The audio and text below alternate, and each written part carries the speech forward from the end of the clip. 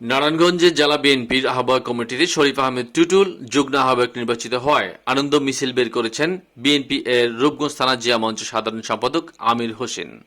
বৃহস্পতিবার 13 ফেব্রুয়ারি দুপুরে আমির হোসেনের নেতৃত্বে আনন্দ মিছিল অনুষ্ঠিত হয়।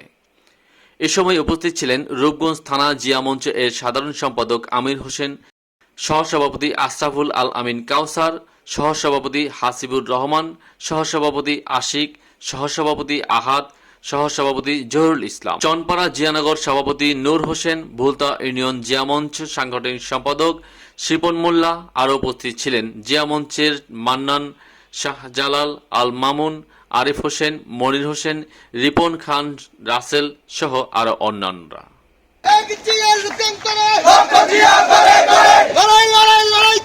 লড়াই করে বাঁচতে চাই, লড়াই লড়াই টুটুল ভাই, মনির ভাই, এক ভাই